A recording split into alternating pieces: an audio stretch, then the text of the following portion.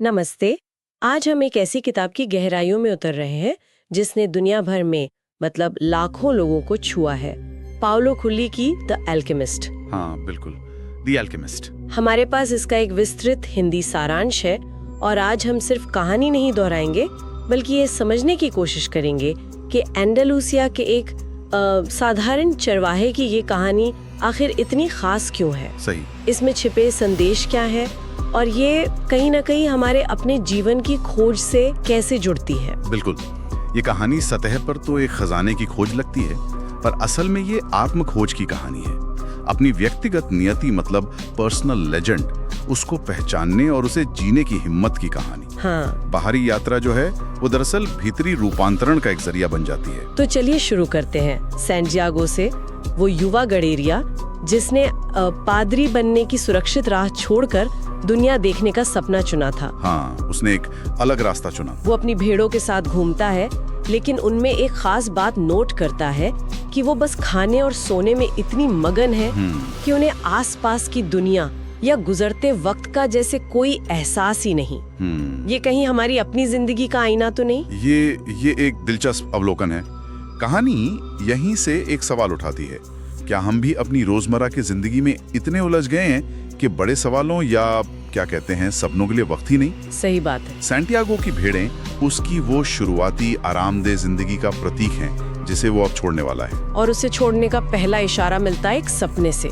Spain के एक पुरानी वीरान चर्च में गूलर के पेड़ के नीचे सोते हुए उसे बार बार सपना आता है कि मिस्र के पिरामिड के पास खजाना है। एक बच्चा उसे बताता है, पर ठीक जगह बताने से पहले ही उसकी आंख खुल जाती है। जी। ये सपना महज सपना नहीं, ये पहला शगुन है, ओमेन।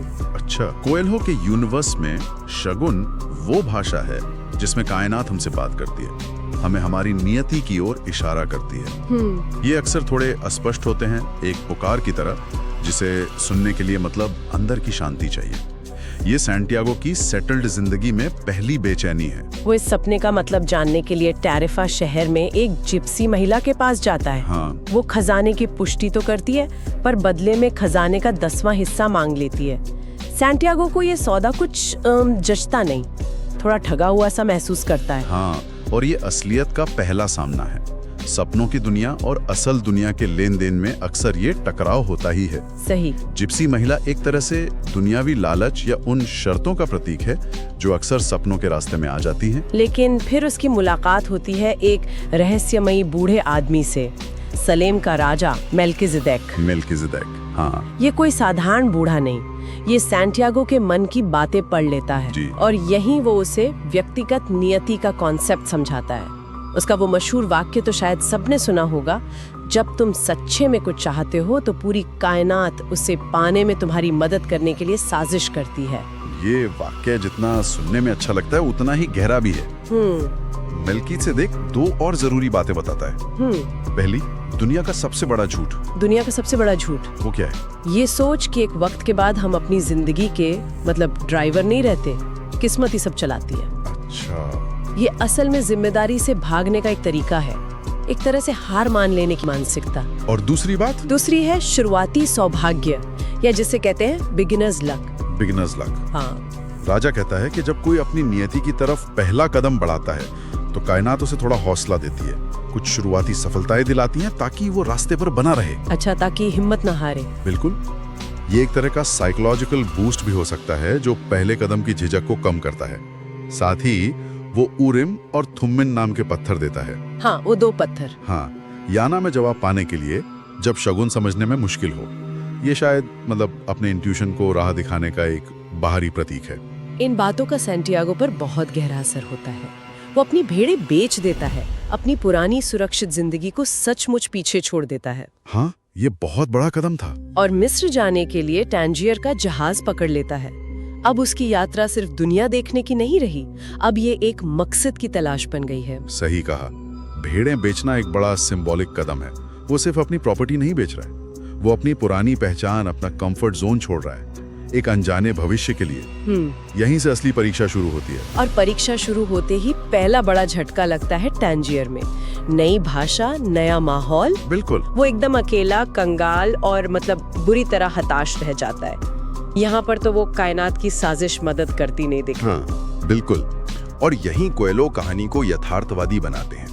कायनात मदद करती है का मतलब ये नहीं कि रास्ता एकदम फूलों का होगा। हाँ, ये बात तो है। मुश्किलें, धोखे और असफलताएं ये सब यात्रा का हिस्सा है। ये सैंटियागो की पहली बड़ी परीक्षा है।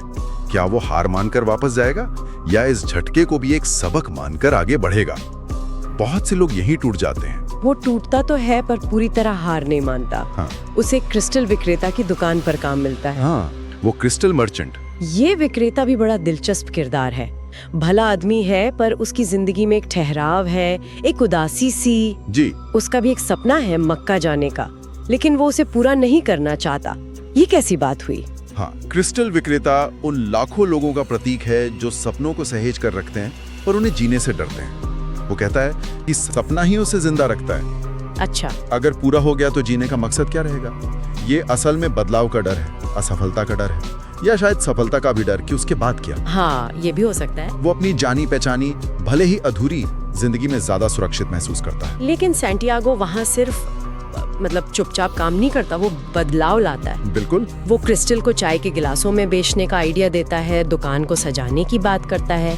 विक्रेता पहले हिचकिचाता है। हाँ, हिचकिचाता है वो, पर फिर मान जाता है और दुकान चल निकलती है। सैंटियागो ने यहाँ क्या सीखा? उसने सीखा कि कर्म करना जरूरी है, सिर्फ सपने देखना काफी नहीं। उसने ये भी सीखा कि दूसरों की मदद करने से, उनकी जिंदगी में पॉजिटिव बदलाव लाने से खुद को भी एक तरह की ऊर्जा मिलती है। और सबसे महत्वपूर्ण, उसने क्रिस्टल विक्रेता के डर को देखकर शायद अपने अंदर के डर को पहचाना होगा, उससे कुछ सीखा होगा। करीब 1 साल में वो इतने पैसे कमा लेता है कि स्पेन लौटकर पहले से ज्यादा भेड़ें खरीद सके। एक आरामदायक, जानी पहचानी जिंदगी उसे फिर से पुकार रही है। हाँ, वो ऑप्शन हमेशा रहता है। वो लगभग फैसला कर चुका है लौटने का। और तभी, बिल्कुल तभी, उसे एक शब्द सुनाई देता है, मकतूब। मकतूब। क्रिस्टल विक्रेता ये शब्द इस्तेमाल करता है। इसका मतलब है ये लिखा हुआ है। It is written? अच्छा, ये शब्द जैसे सैंटियागो को उसकी भूली हुई यात्रा, उसकी नियति की याद दिला देता है। ये एक छोटा सा शब्द कितना बड़ा मोड़ ले आता है। अब उसके सामने चुनाव साफ है, वापस लौटना या रेगिस्तान पार करके पिरामिड की ओर बढ़ना। हाँ। और वो दूसरा अनिश्चित रास्ता चुनता है। ये दिखाता है कि नियति कोई पत्थर की लकीर नहीं, हर कदम पर चुनाव हमें ही करना पड़ता है। बिल्कुल, नियति आवाज देती है पर चलना हमें खुद पड़ता है। उसने फिर से अपनी व्यक्तिगत नियति को चुना, आराम और सुरक्षा के ऊपर। और वो रेगिस्तान पार करने वाले कारवां में शामिल हो जाता है। जी। कारवां में उसकी मुलाकात होती है एक अंग्रेज से। ये आदमी सैंटियागो से बिल्कुल अलग है ना? हाँ, एकदम अलग। किताबों में डूबा हुआ अल्केमी के रहस्यों को समझने की कोशिश कर रहा है और एक, क्या कहते हैं, 200 साल के अल्केमिस्ट की तलाश में है जो नखलिस्तान में रहता है। जी। वो सैंटियागो को एल्केमी, पारस पत्र, जीवन के अमृत, इन सब के बारे में बताता है। यहाँ 2 तरह के ज्ञान का टकराव और मिलन देखने को मिलता है। अंग्रेज का ज्ञान किताबी है, इंटेलेक्चुअल है। हाँ। सैंटियागो का ज्ञान अनुभवों से आ रहा है। वो दुनिया को पढ़ना सीख रहा है। शगुन, प्रकृति के संकेत, लोगों का व्यवहार, उसे धीरे धीरे एल्केमी तक गहरा मतलब समझ आता है। ये सिर्फ धातु को सोने में बदलना नहीं, बल्कि खुद को परिष्कृत करना है, अपनी आत्मा को शुद्ध करना है, ताकि दुनिया की आत्मा से जुड़ा जा सके। दुनिया की आत्मा, सोल ऑफ द वर्ल्ड, ये क्या है, थोड़ा और बताएंगे? कोएल्हो के अनुसार ये एक तरह की सार्वभौमिक चेतना है जो हर चीज को जोड़ती है, इंसान, जानवर, रेगिस्तान, हवा, सितारे, सब कुछ। अच्छा।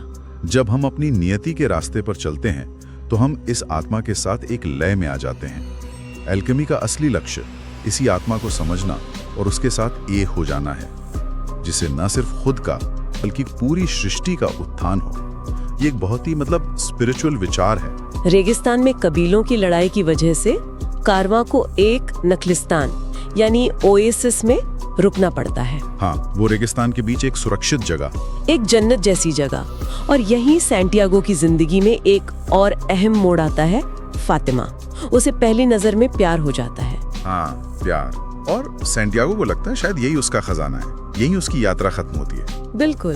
कई बार जीवन में ऐसा होता है कि हमें लगता है मंजिल मिल गई, खासकर जब वो मंजिल इतनी खूबसूरत हो। पर फातिमा का नजरिया तो बिल्कुल अलग है। वो रेगिस्तान की बेटी है, इंतजार करना जानती है। जी। वो सैंटियागो को रोकती नहीं, बल्कि कहती है कि अगर वो उसकी नियति का हिस्सा है तो उसे अपनी यात्रा पूरी करनी चाहिए और वो उसका इंतजार करेगी। ये विचार तो मतलब आम रोमांटिक कहानियों से काफी अलग है। बहुत अलग और बहुत गहरा। फातिमा का प्यार स्वार्थी नहीं है। वो मानती है कि सच्चा प्यार कभी किसी को उसकी व्यक्तिगत नियति से दूर नहीं करता, बल्कि उसे पूरा करने की ताकत देता है। वाह! ये कोएल्हो का एक और महत्वपूर्ण संदेश है। प्रेम और नियति एक दूसरे के पूरक हैं, विरोधी नहीं। नखलिस्तान में ही सैंटियागो की शगुन पढ़ने की क्षमता और भी विकसित होती है। वो आसमान में बाजों को लड़ते देखता है। हाँ, वो विजन। और उसे आभास होता है कि नखलिस्तान तक हमला होने वाला है। वो डरते डरते कबीले के सरदारों को बताता है। ये एक बड़ा कदम है जी। अपने इंट्यूशन पर भरोसा करके अथॉरिटी को चुनौती देना आसान नहीं होता। सही बात है। पहले सरदार उसकी बात नहीं मानते, पर फिर उसकी आंखों में सच्चाई देखकर तैयारी करते हैं और हमला होता भी है, जिसे वो नाकाम कर देते हैं। अच्छा। इस घटना से सैंटियागो की क्रेडिबिलिटी, उसकी विश्वसनीयता स्थापित होती है। और इसी घटना के बाद उसकी मुलाकात होती है उस असली एल्केमिस्ट से जिसकी अंग्रेज को तलाश थी। हाँ, वो रहस्यमयी शक्तिशाली घुड़सवार। एल्केमिस्ट सैंटियागो की क्षमता पहचान लेता है। हाँ, एल्केमिस्ट देखता है कि सैंटियागो सिर्फ सपने देखने वाला लड़का नहीं, बल्कि वो है जो ब्रह्मांड की भाषा को समझ सकता है, जिसने अपने डर पर काबू पाना सीखा है। वो उसे अपना शिष्य स्वीकार करता है और पिरामिड तक की बाकी यात्रा में उसका मार्गदर्शन करने का फैसला करता है। एल्केमिस्ट उसे क्या सिखाता है? उसकी शिक्षाएं मेल्किसेदेक से कैसे अलग हैं? मेल्किसेदेक ने शुरुआत में प्रेरणा दी थी, रास्ता दिखाया था। अल्केमिस्ट अब उसे उस रास्ते पर चलना सिखाता है, खासकर भीतरी चुनौतियों का सामना करना। अच्छा। वो सिखाता है अपने दिल की सुनो, क्योंकि तुम्हारा दिल वही है जहां तुम्हारा खजाना है। वो सिखाता है डर का सामना करना। डर का सामना करना? उसका कहना है कि चोट लगने का डर अक्सर चोट लगने से ज्यादा दर्दनाक होता है। असफलता का डर ही सबसे बड़ी बाधा है। ये डर वाली बात तो बहुत सच्ची लगती है। कितने ही काम हम शायद शुरू ही नहीं करते क्योंकि डर लगता है कि सफल नहीं हुए तो क्या होगा। बिल्कुल। अल्केमिस्ट इसी डर पर विजय पाना सिखाता है। हाँ। और सबसे महत्वपूर्ण, वो सैंटियागो को दुनिया की आत्मा से सीधे संवाद करना सिखाता है। ये महसूस करना कि सब कुछ एक है और प्रेम ही वो शक्ति है जो सबको जोड़ती है। ये अल्केमी का सार है, बाहरी चीजों को नहीं, खुद को बदलना, भीतरी अल्केमी। उनकी यात्रा में सबसे नाटकीय घटना तब होती है जब उन्हें युद्ध कर रहे सैनिक पकड़ लेते हैं। और अल्केमिस्ट कमाल के कह देता है कि सैंटियागो खुद को हवा में बदल सकता है। हाँ, ये तो मतलब सैंटियागो को 3 दिन मिलते हैं साबित करने के लिए। वो तो बुरी तरह डर गया होगा। डरना तो स्वाभाविक था, ये उसकी परम परीक्षा थी। अल्केमिस्ट ने उसे सीधे चुनौती के मुंह में डाल दिया था। हाँ। यहाँ हवा में बदलना शायद लिटरली नहीं है, ये अपनी सीमाओं को तोड़कर, अपने ईगो को मिटाकर प्रकृति की शक्तियों, रेगिस्तान, हवा, सूरज और अंततः ईश्वर या विश्व की आत्मा के साथ एक हो जाने की आध्यात्मिक प्रक्रिया का प्रतीक है। अच्छा, मतलब ये एक मेटाफर है। हाँ, एक तरह से उसे अपने अंदर की दिव्यता को पहचानना था, उस शक्ति से जुड़ना था। और वो ये कर दिखाता है। वो प्रकृति से, सूर्य से और अंत में उस हाथ से बात करता है जिसने सब कुछ लिखा है। कुछ पलों के लिए वो सचमुच जैसे हवा में विलीन होता महसूस होता है। जी। सैनिक हैरान होकर उन्हें जाने देते हैं। ये उसकी आत्मविजय का शिखर था। हाँ, उसने साबित कर दिया कि जब इंसान अपनी नियति और ब्रह्मांड के साथ पूरी तरह जुड़ जाता है तो असंभव ही संभव लगने लगता है। ये चमत्कार बाहरी कम, भीतरी ज्यादा था। इसके बाद वे एक मठ पहुंचते हैं। वहां एल्केमिस्ट सचमुच शीशे को सोने में बदलकर दिखाता है। ये क्या सिर्फ अपनी शक्ति का प्रदर्शन था या इसका भी कोई गहरा मतलब था? शायद प्रदर्शन से ज्यादा ये एक शिक्षा थी। उसने दिखाया कि बाहरी एल्केमी यानी सोना बनाना संभव है, पर तभी जब भीतरी एल्केमी यानी आत्म सुधार पूरी हो चुकी हो। अच्छा। उसने सोने के 4 हिस्से किए, मठ को, खुद को, सैंटियागो को और एक भविष्य के लिए। ये शायद दिखाता है कि संपत्ति का मूल्य बांटने में है और भविष्य के लिए भी सोचना चाहिए। फिर वो सैंटियागो को अकेले आगे जाने को कहता है क्योंकि अब सैंटियागो तैयार है। सैंटियागो आखिरकार पिरामिड पहुंचता है। भावनाओं से भरा हुआ वो खुदाई शुरू करता है, पर कुछ नहीं मिलता। नहीं मिलता। उसे पीटते हैं, उसका सोना छीन लेते हैं। इतनी लंबी कठिन यात्रा का ये अंत, मतलब बहुत दुखद लगता है। ये क्रूर विडंबना लगती है ना, लेकिन कहानी यहीं खत्म नहीं होती। पिटा हुआ, हारा हुआ सैंटियागो जब लुटेरों को अपने सपने के बारे में बताता है, तभी आता है कहानी का सबसे बड़ा ट्विस्ट, है ना? हाँ बिल्कुल। लुटेरों का सरदार उस पर हंसता है और कहता है कि वो कितना बेवकूफ है। हाँ। उसे भी 2 साल पहले यहीं एक सपना आया था कि स्पेन में एक पुराने चर्च में गूलर के पेड़ के नीचे खजाना गड़ा है। ओह। पर वो इतना मूर्ख नहीं कि एक सपने के पीछे रेगिस्तान पार करे। अरे बाप रे। और इन्हीं शब्दों में, इस अपमान में सैंटियागो के लिए आखिरी और सबसे महत्वपूर्ण शगुन छिपा था। अच्छा।